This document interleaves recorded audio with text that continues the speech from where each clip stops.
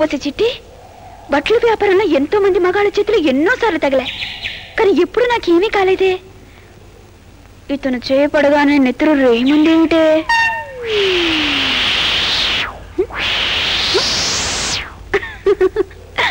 రావయ్య రామస్వామి, ఇప్పటికే చాలా పొద్దెక్కింది. ఏమిటో మీరు నన్ను ఇట్టిట్టు ఇలా భోజనానికి పిలవడం, ఊళ్ళో వాళ్ళకి ఏదైనా డౌట్ వస్తుందేమో నాకు డౌట్ గా ఉందండి. డౌట్ ఎందుకయ్యా, ఇద్దరు మగవాళ్ళమేగా. నువ్వు ఆడదానం అయితే డౌట్ పడవచ్చు.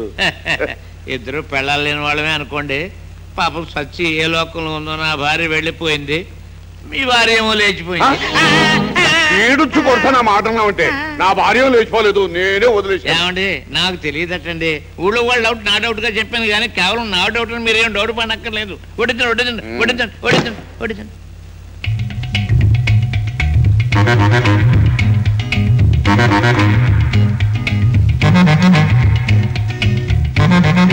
రామస్వామి పైకి చూస్తున్నా.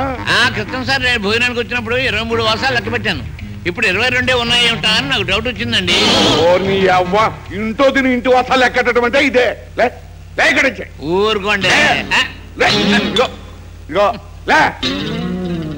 అది కాదండి, ఏదో మాట వరుస కన్నాను. చాలేవాయా, లేచిపోయే పేడం సద్దనం తినమని మొగుడికి సలహా చెప్పిందంట. ఆ తొందని ఎవరం అందుకే మహతలు నీతో పళ్ళకి లేచిపోయింది. ఏం కూర్చావు?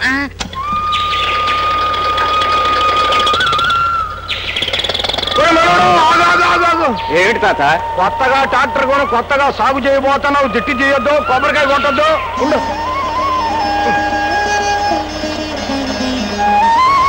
తల్లి భూదేవి, చదువుకున్న నా మనవడు చక్రం చేత పట్టుకుని చేలోకి దిగాడు. మళ్ళీ వచ్చే ఏరువాక నాటికి ట్రాక్టర్ మీద అప్పు తీరేట్టు చేయి తల్లి. ఇక దున్ను, లగాయిచ్చి దున్ను.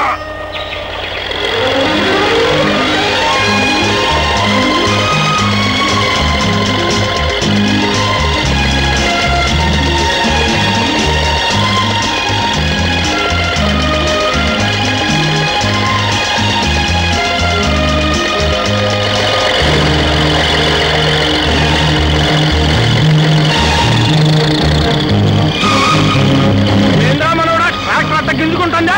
నాగలకేదో పట్టినట్టుంది తాత, ట్రాక్టర్ కదట్లేదు. నువ్వు పలుకు పట్టరా.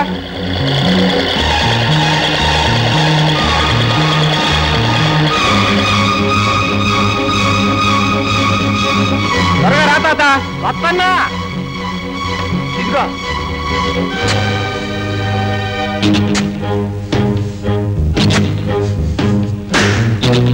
ఏదో కంగమని తగులుతుంది తాత. అంకెలు బిందెలు తగులుతున్నాయేమోరా.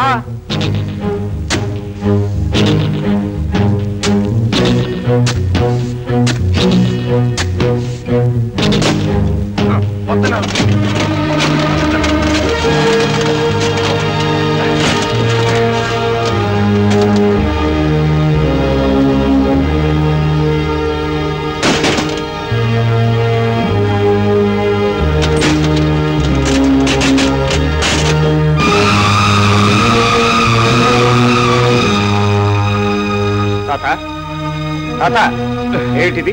ఒరే, ఇది మీ అమ్మ పెట్టరా? ఈ నగలన్నీ మీ అమ్మయ్యే.